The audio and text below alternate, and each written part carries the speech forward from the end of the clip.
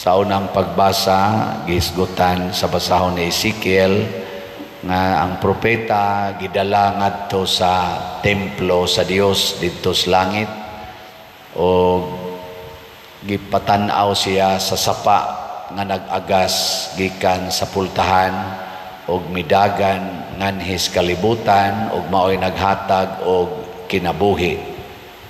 Og kining tanang tanom nga connected aning maong sapa magsigi kunog pamunga, dili mahutdan sa pagpamunga o dili malaya ang ilang mga dahon. Ang bunga laming kanon niya, ang dahon sa niya tambal. Pag-abot na sa atong ikaduhang pagbasa, niingon si San Pablo, kamo mao ang templo sa Dios. Niya sa atong ebanghelyo, si Kristo naghisgot, gub-a kining maong templo ug ako ning tukuron sa ikatulo ka adlaw. Ug ang iya gyapong gipasabot matud pa sa atong kanini ang ebanghelyo karon, ang gipasabot niya mao gyud ang iyang lawas. Gilingi mong tupad ing na templo pakas Ginoo na kayo usahay ra ba dali kay tang mahimong templo sa demonyo. Kanus ama na mahitabo kon matud pa ni Kristo ato nang himuong merkado ang atong templo. O unsa man ang merkado nga yang gipasabot kanang sigig pangwarta, siging pamaligya, siging negosyo para aning atong lawas nga lumalabay. Mabita na kung gamito na nato ang atong lawas sa pagpakasala aron lang ta makakwarta, mahimog yung hugaw ang lawas. Sama anang dili lang ni pagtamay pero sala manggid ng prostitusyon, sala sad ng mga porn, sala ng mga kani mga malaway nga paggamit sa lawas. O naay pipila sa ato mga igsuon nga nalipat gigamit ang ilang lawas aron makakwarta. Apil na ng prostitusyon, kanana ang porn o kanini ang pagkabit-kabit kay kasagaran sa nagkinabitay para raman gyud sa kwarta, dili para sa gugma. Apil na sana kanang pagpuyo-puyo nganong dili man magpakasal kay wapay kwarta. Sa ato pa ang sentro sa ilang desisyon mao ang kwarta. Motong gipanglimbuad ni Hesus ang mga lamisas kwarta, gipanglabay niya mga sinsiyo aron pagpakita nato nga ang kwarta wa nay kapuslanan, dili na makahatag og kabalaan sa templo. Kita ra ba dinhi sige tagbaligyag slat unsa man ni pangwarta ni o paglimpyo sa templo. Wa mo kibaw.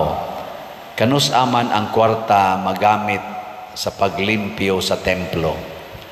Si Kristo mi welcome sa kadtong mga arang-arang pagkabutang or mga dato nga nagsunod niya sama ni Jose sa Arimatea, kadtong mga babae sa Jerusalem, sama nilang Nicodemos, ni-welcome siya o giunsa man paggamit nila ang kwarta, sama nilang Sakios o kadtong mga kobrador sa buhis, gigamit nila ang kwarta nga nagsunod na sa misyon ni Kristo. O unsa may misyon ni Kristo mga igsoon, aron tabangan ang mga labing ubos. So makalimpyo ra din ang kwarta sa atong lawas kung ang atong kwarta gamito na nato sa pag-atiman sa mga labing ubos. Kanang mga taong way kwarta, gitawag na nato sila the least, the last, and the lost. Sige, laing lingi sa imong tupad ing na tagay niya kog kwarta. Ana. Nya mangutana din na siya unsa man ka labing ubos ka. Ing kahaw na man sa koy kwarta. Dili na maayong pagkagamit sa kwarta. Mao bitaw ang atong iampo ang atong mga leaders sa atong nasod ug sa atong simbahan, leaders sa tibuok kalibutan.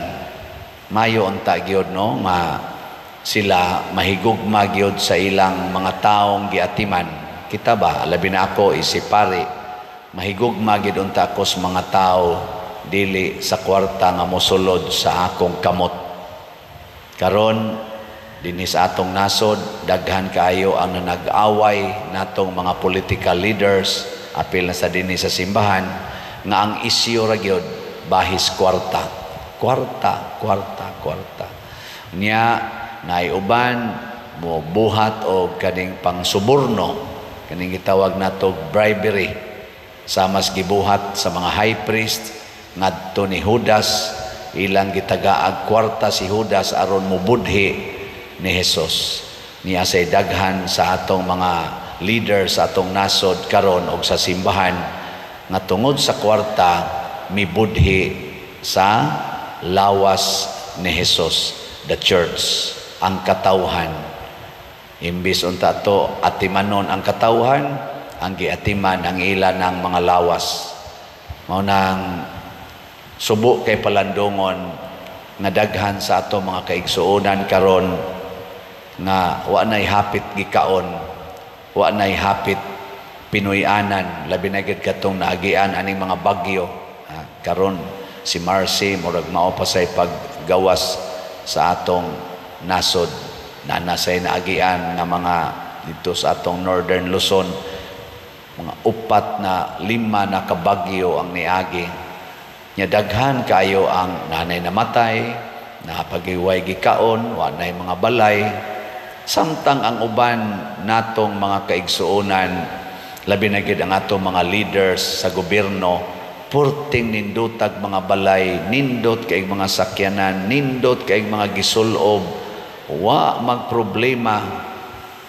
Pero wa gid sila moadto didto aron pagsigi og buhos anang tanan nilang mga natigom mga minilyon o binilyon paganing uban aron itabang aning nagkalisod.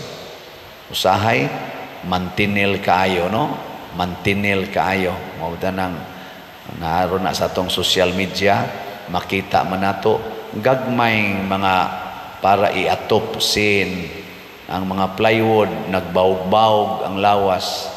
Maunay atong itabang sa nawadaan nagbalay mura magsubo kay palandungon samtang ang uban nato mga kaigsuonan minilyon man ang kantidad hasta guys ilang mga ginagmayng mga gamit minilyon man. Matud pa ni Kristo ipamaligya kanang tanan og ihatag ang halin ngadtos mga kabos.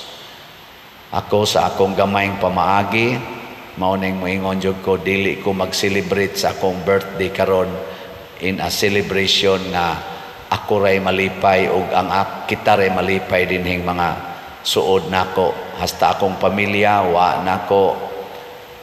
ko mag-ingon nga mga onta or unsa diha wa gyud hasta ning ako mga staff dagko naman sa ning mga tiya ng uban ani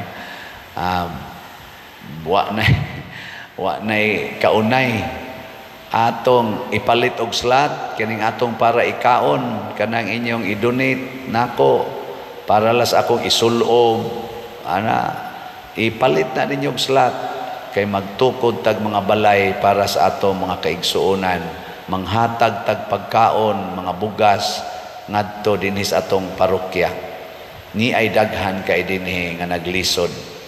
Mao nang salamat ninyo nga namalit og slots. Salamat ninyo nga nibati. Ming kapader, daghan man kaing tabangonon, di na lang ta mohuna-huna gyud nga ato yung tabangan ang tanan.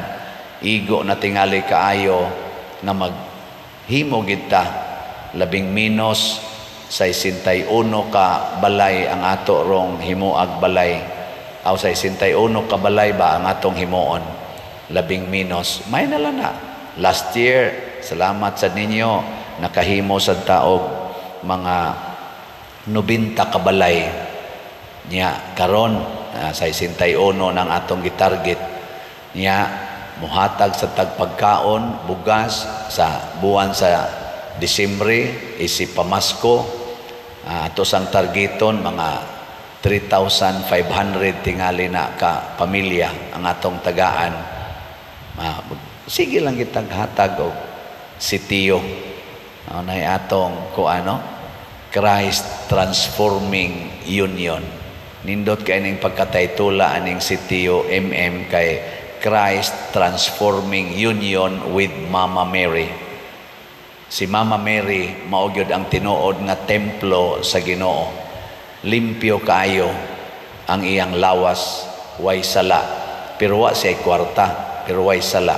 Og tungod ana, diha niya na tao ang manunobos sa kalibutan nga mao si Jesus. Diha ni agi niya ba ni Mama Mary ang kaluwasan.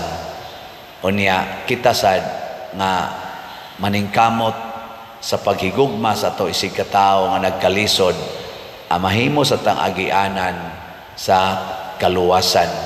Muna kining atong ginagmayng paagi, palit aning SBF dag para sa atong kumbinto o kaning Sitio para sa atong community, sa mga atong sheltering the homeless, feeding the hungry.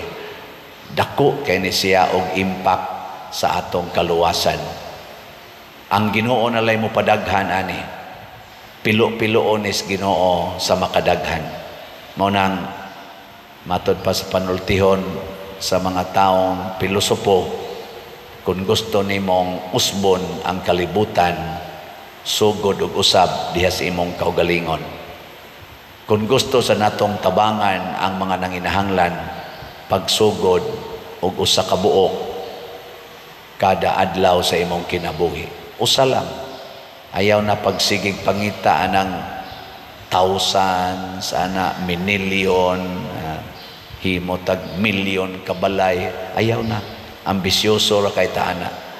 Ngato lang tingaling himuon, basta mutabang kita kutob sa tong mahimo sa tanan nga nagkinahanglan. Ug mao ni ang tinuod nga paagi aron ang kwarta, aron ang bahandi mahimong mapuslanon sa atong templo. Iampo nato ang atong mga leaders, labi na ang mga leaders sa atong mga nasod, muhunong na aning gubat, muhunong na aning sigig-away, mo-focus unta sila sa pagtanaw sa tinuod nga nanginahanglan, sa tinuod karon nga naghilak hapit kada adlaw tungod sa kalisod sa ilang kahimtang. Dili lang magsigig tan-aw aning mga power, authority, honor nga kanunay nabilong sa yawanon nga mga katawhan. Arita sa mga taong giatiman sa Ginoo, ang mga tao nga labing ubos, labing kabos o mga nahikalimtan sa atong katilingban.